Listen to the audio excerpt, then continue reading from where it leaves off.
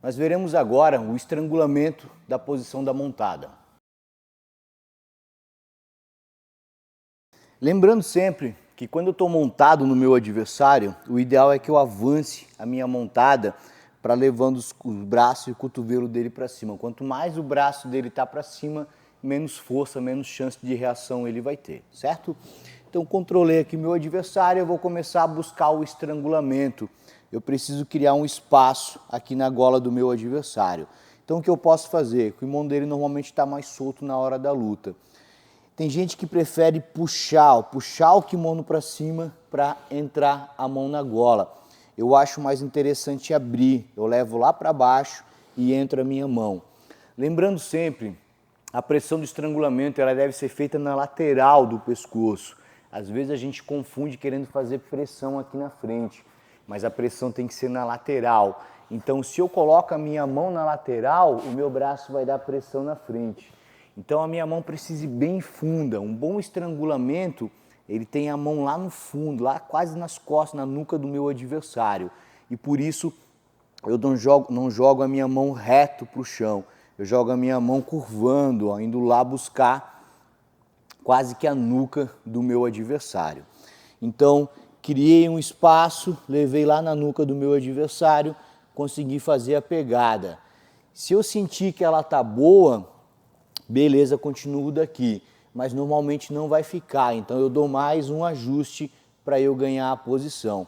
Normalmente o adversário vai estar tentando defender, então eu posso utilizar meu antebraço aqui para eu abrir um espaço no queixo dele e entrar a segunda mão cruzando. A segunda mão já não precisa ser tão funda, mas óbvio, quanto mais fundo melhor. E aqui eu vou fazer a finalização. Detalhe importante, eu entrei o estrangulamento, fiz a pegada, eu vou fazer essa rotação aqui para mim. Vou trazer o adversário colado no meu peito, com os cotovelos trazendo para mim, mas principalmente, um detalhe muito importante, eu não fico fazendo força de antebraço, puxando, gastando demais a energia aqui. Eu concentro a minha energia lá na musculatura das costas, então eu trago o adversário para mim e vou jogar ombro para frente, ombro para trás e peito para frente. Eu vou fazer esse movimento aqui para eu terminar a finalização. Então encaixei, ganhei a pegada, abri um espaço, ganhei a segunda pegada. Agora eu vou fazer esse controle para a finalização. Posicionei e agora aperto para finalizar. Quando eu estou com as duas mãos fazendo o estrangulamento no meu adversário, eu estou sem base de equilíbrio. Por isso que eu utilizo a minha cabeça como um terceiro apoio no tatame.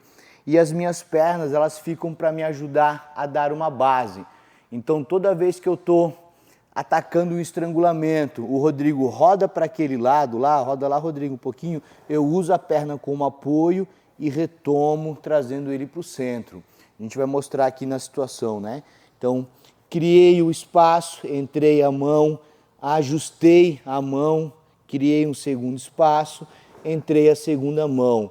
Coloco a minha cabeça lá no tatame como apoio e toda vez que o adversário tenta rodar para um dos lados, eu uso a perna de base, mas logo retorno. Rodou para o outro lá, Rodrigo. Perna de base, mas logo retorno defendendo. Aqui a pressão final, ombro para as costas, peito para frente. Essa é uma maneira de eu entrar a finalização e a segunda mão. Porém, a segunda mão tem diversas outras maneiras de entrar. Uma comum é quando a gente faz a pegada aqui nas costas, ó, polegar por dentro. Eu entro travando o meu adversário. Então eu posso entrar com a pegada aqui inicial, faço a segunda lá embaixo e dou a volta para o estrangulamento. Então o estrangulamento ele pode ser as duas palmas da mão virada para mim, uma palma da mão virada para mim, outra para baixo, ou menos comum, ambas para baixo com o polegar para dentro. O importante é eu ajustar bem a pressão para a lateral do meu adversário e aprender a manter bem o controle para eu conseguir me manter por cima. Lógico, se eu sinto que a posição está muito forte e vou perder a posição, ele vai me capotar, mas eu sei que vou finalizar, eu posso manter a posição. Senão eu vou sempre buscar voltar por cima. vejo que eu vou cair e a posição não está boa, eu me mantenho por cima e recomeço a posição. Lembrando sempre que a montada é a posição mais dominante do jiu-jitsu. É legal a gente olhar o jiu-jitsu sempre lá na origem dele aqui no Brasil, da defesa pessoal. A montada é a posição mais dominante para bater em casos de defesa pessoal, de MMA ou do antigo Vale Tudo.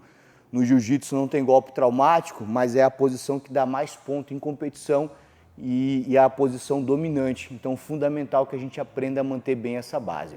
A gente vai fazer agora a finalização numa situação real de luta.